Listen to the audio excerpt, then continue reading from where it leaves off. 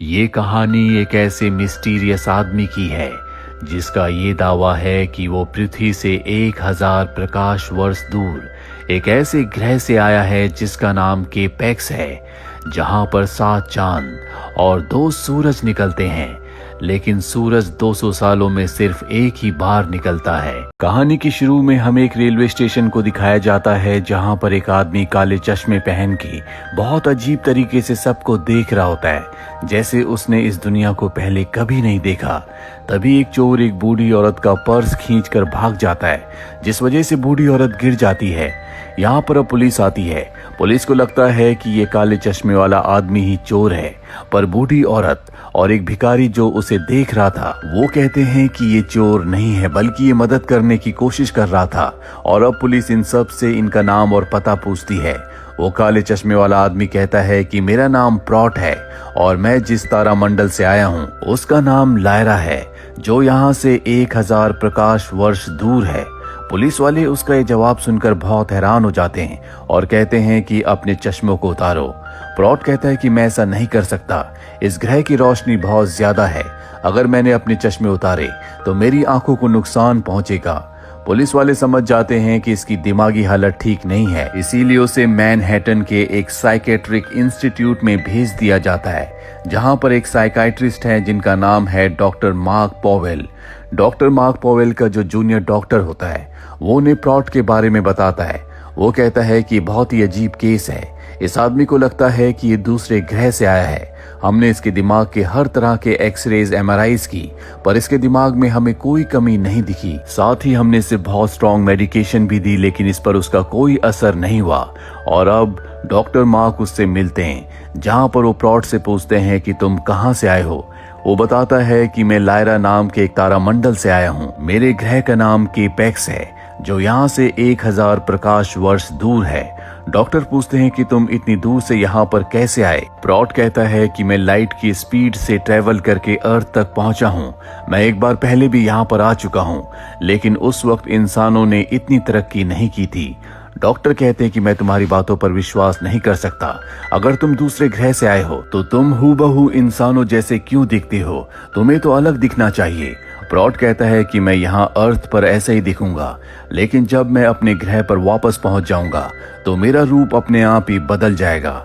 Doctor को समझ में आ जाता है कि प्रॉट की दिमागी हालत ठीक नहीं है, इसीलिए वो उसे अपने इंस्टीट्यूट में एडमिट कर देते हैं, जहां पर और भी बहुत सारे पेशेंट्स हैं।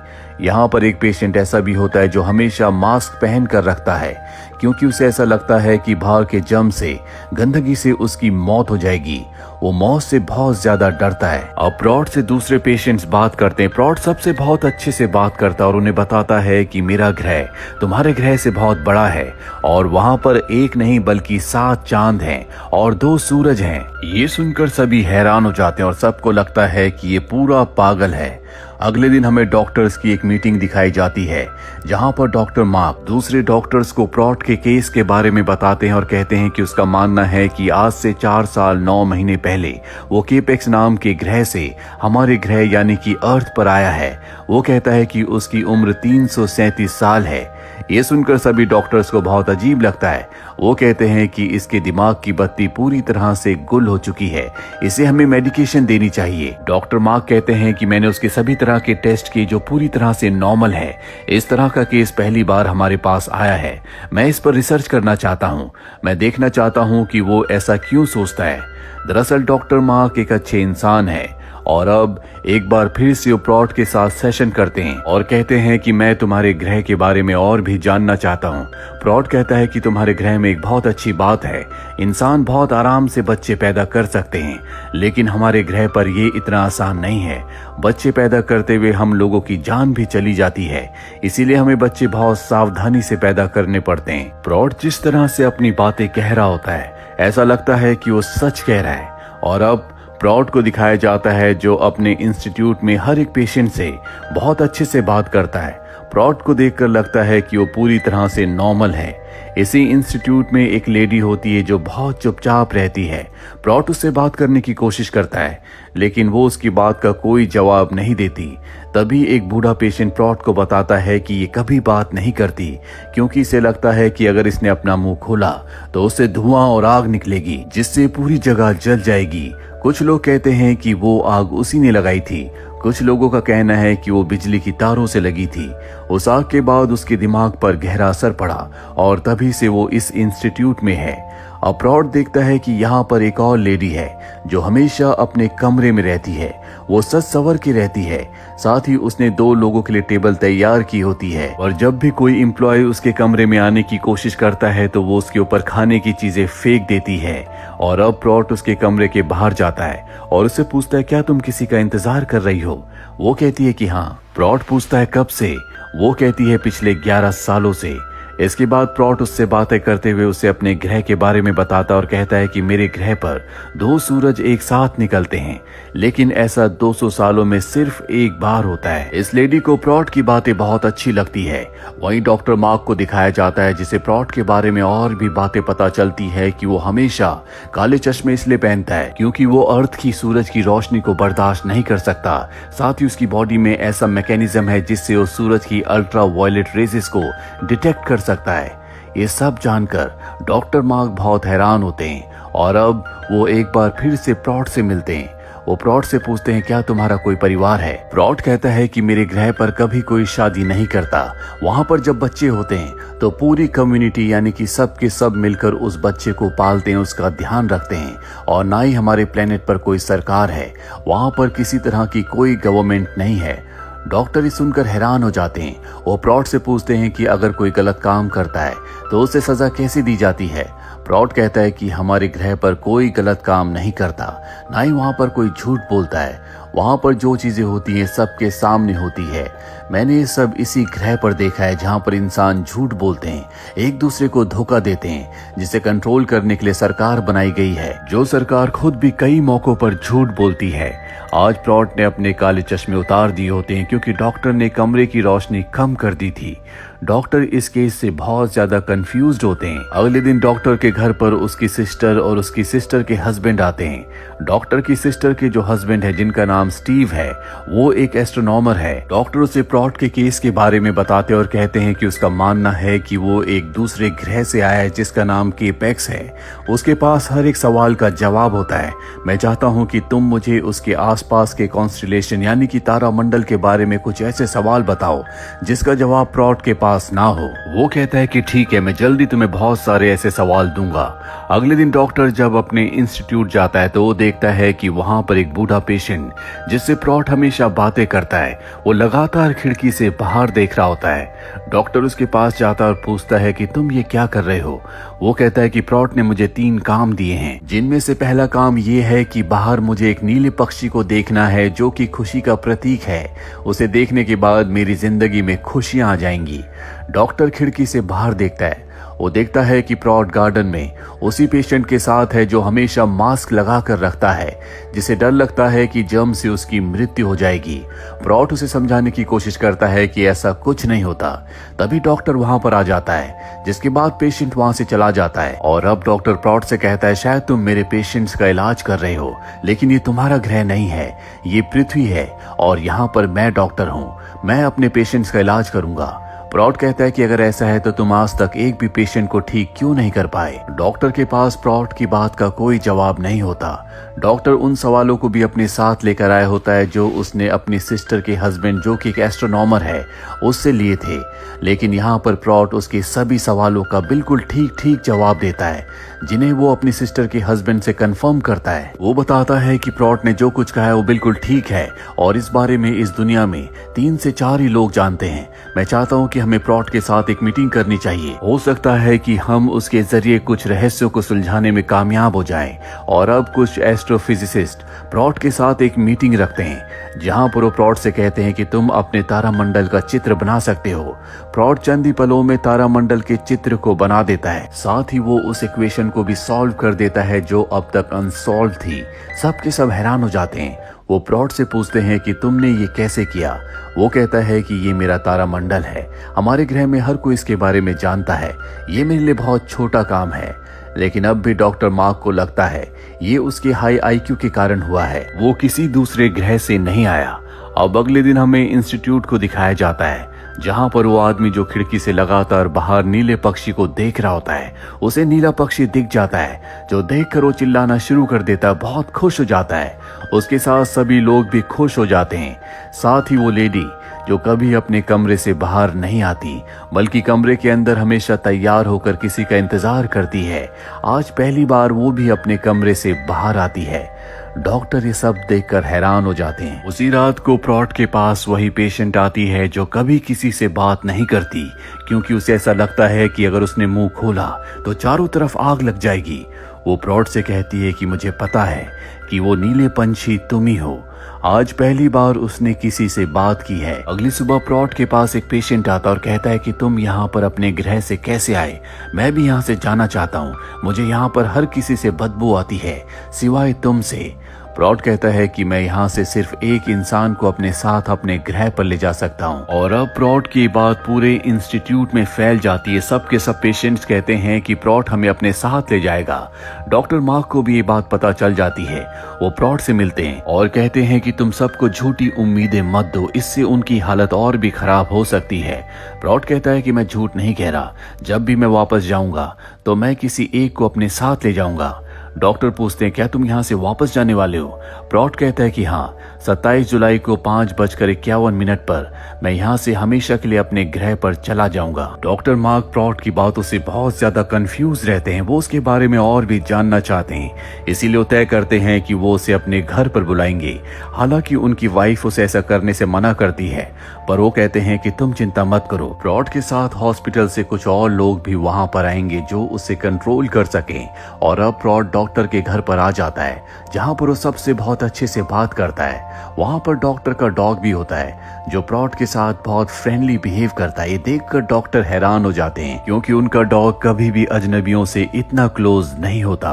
और अब प्रॉट डॉक्टर की बेटी को बताता है कि तुम्हारा डॉग तुम सबसे बहुत नाराज है, क्योंकि तुम उसका फेवरेट शूज हमेशा छुपा देते हो। और ये बात सच होती है। दरअसल डॉग को एक शूज पसंद होता है जिसे बच्चे हमेशा छुपा देते हैं। इसका मतलब ये है कि प्रॉट को जानवरों की भाषा भी आती है। इसके बाद प्रॉट को दिखाया जाता है जो डॉक्टर की बेटी को झूला झुला रहा होता है। तभी कोई पानी ऑन कर देता है जो प्रॉट के ऊपर गिरने लगता है, जिससे प्रॉट को कुछ हो जाता है। वो डॉक्टर की बेटी को जोर से पकड़ लेता है। हालांकि वो उससे छूटकर भागना चाहती है, लेकिन प्रॉट उसे नहीं छोड़ता। सब के सब वहां पर आ जाते हैं और जब पानी को ऑफ किया जाता है तब प्रॉट नॉर्मल हो जाता है। डॉक्टर की पत्नी ये सब देखकर बहुत नाराज हो जाती है, जिसके बाद इंस्टीट्यूट में डॉक्टर के कोलीग भी उसे समझाते हैं कि तुम्हें प्रॉट को अपने घर नहीं ले जाना चाहिए था, वो बहुत खतरनाक है। डॉक्टर कहता है कि ऐसा नहीं है, वो मेरी बेटी को नुकसान नहीं पहुंचा रहा था, बल्कि वो उसकी रक्षा करने की कोशिश कर रहा था। हो सकता है कि उसके अतीत में कुछ ऐसी यादें हों जो पानी से जुड़ी हुई हो, जिस वजह से वो पानी को देखकर डर गया। मुझे तो इस बात का भी डर है कि 27 जुलाई को, जिस दिन उसने कहा था कि वो यहाँ से चला जाएगा, हो सकता है कि वो खुद को या किसी को नुकसान पहुंचाए। इसीलिए मैं प्रॉट को हिप्नोटिस करके उसके दिमाग में झांक कर सच्चाई का पता लगाऊंगा। और अब वो प्रॉट को ढूंढने बाहर जाते हैं, लेकिन प्रॉट पूरे इंस्टीट्यूट में कहीं नहीं होता। पेशेंट्स डॉक्टर को बताते हैं कि वो ग्रीनलैंड और आइसलैंड गया है, इसीलिए कुछ दिनों के बाद वो आएगा। प्रॉट को ढूंढने पर वो उन्हें कहीं नहीं मिलता, पर 3 दिन बाद डॉक्टर देखते हैं कि वो पेड़ पर बैठा है। डॉक्टर उससे पूछते हैं कि तुम कहाँ गए थे। प्रॉट कहता है कि मैं ग्रीनलैंड और आइसलैंड गया था, पर डॉक्टर को उसकी बातों पर विश्वास नहीं होता। वो कहते हैं कि मैं तुम्हारे साथ हिप्नोसिस का एक सेशन करना चाहता हूँ। प्रॉट इसके लिए मान जाता है और अब वो प्रॉट को हिप्नोटाइज करते हैं, जिसके बाद प्रॉट बताता है कि मेरा एक दोस्त था जिसका एक परिवार था। उसके पिता एक बूचर थे, लेकिन वो खुद कभी बूचर नहीं बनना चाहता था। ये उसकी जिंदगी की परेशानी थी, पर धीरे धीरे उसकी जिंदगी पूरी तरह से नॉर्मल हो गई। लेकिन एक दिन उसकी जिंदगी में कुछ ऐसा हुआ जिससे सब कुछ बदल गया। डॉक्टर कहते हैं कि मैं उस इंसिडेंट के बारे में जानना चाहता हूँ, पर तभी प्रॉट को कुछ होने लगता है और वो होश में आ जाता है, जिस वजह से सेशन यहीं पर खत्म हो जाता है। अब अगले दिन हॉस्पिटल में उस पेशेंट के ऊपर जो हमेशा अपने मुंह पर मास्क पहन कर रखता है, उस पर वही बूढ़ा आदमी हमला करता है, उसे मारने की कोशिश करता है। जिसे प्रॉट ने 3 काम दिए थे, जिसमें से पहला काम था कि बाहर वो नीली चिड़िया का इंतजार करेगा।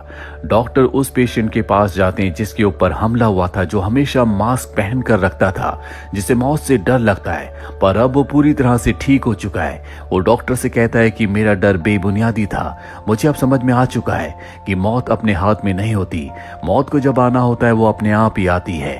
डॉक्टर ये देखकर हैरान होता है कि वो पूरी तरह से ठीक हो गया। इसके बाद वो उस पेशेंट के पास जाता है जिसने हमला किया था। डॉक्टर उससे पूछता है कि तुमने ऐसा क्यों किया। वो कहता है कि प्रॉट ने मुझे 3 काम दिए थे और उन 3 कामों में से ये दूसरा काम था। डॉक्टर को कुछ समझ नहीं आता। एक बार फिर से डॉक्टर प्रॉट के साथ हिप्नोसिस का सेशन करते हैं, जिसमें उन्हें पता चलता है कि प्रॉट का अर्थ पर जो दोस्त था, उसने सन 1996 में अपने आप को पानी में डुबाने की कोशिश की थी। वो प्रॉट से पूछते हैं कि उसके साथ ऐसा क्या हुआ था, पर प्रॉट इस बात का कोई जवाब नहीं देता। डॉक्टर उससे पूछने की कोशिश करता है, जिससे प्रॉट को कुछ हो जाता है। वो डॉक्टर के ऊपर हमला कर देता है, जिसके बाद स्टाफ प्रॉट को यहाँ से ले जाता है। प्रॉट के पास जो पेंसिल होती है वो गिर गई होती है। डॉक्टर उस पेंसिल को उठाकर उस पर लिखे हुए एक नाम से उस जगह पहुंच जाता है जहां पर प्रॉट का दोस्त रहा करता था। अब तक डॉक्टर को प्रॉट के दोस्त का नाम पता चल चुका है, जो नाम कभी भी प्रॉट ने उसे नहीं बताया। उसके दोस्त का नाम होता है रॉबर्ट। डॉक्टर पुलिस स्टेशन में जाता है, जहां पर वो रॉबर्ट की फाइल को खुलवाता है और उसे पता चलता है कि आज से कुछ साल पहले, यानी कि 27 जुलाई सन 1996 को रॉबर्ट की पत्नी और उसकी बेटी को किसी ने मार दिया था। जिसके बाद रॉबर्ट ने उस आदमी को मार दिया और खुद वो पानी में कूद गया। पुलिस वाला डॉक्टर को रॉबर्ट के घर ले जाता है, जो पूरी तरह से अब टूट चुका है। यहाँ पर डॉक्टर देखता है कि एक झूला है जिसके पास स्प्रिंकलर लगे हुए हैं। डॉक्टर समझ जाता है कि रॉबर्ट अपनी बच्ची को शायद इसी झूले पर झुलाता था, और जब उसके घर पर प्रॉट उसकी बेटी को झूले पर झुला रहा था और स्प्रिंकलर ऑन हो गए थे, तो शायद वो अपने अतीत की इसी याद में आ गया हो, जहां पर उसका दोस्त रॉबर्ट अपनी बच्ची को झूले में झुलाता था। डॉक्टर समझ जाता है कि प्रॉट और कोई नहीं बल्कि खुद रॉबर्ट है।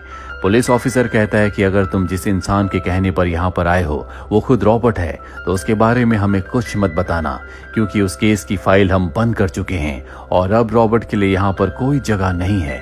इसके बाद डॉक्टर वापस हॉस्पिटल आ जाता है, जहाँ पर वो प्रॉट से मिलता है, उसके साथ ड्रिंक करता है। प्रॉट के लिए उसके दिल में अब बहुत दया है।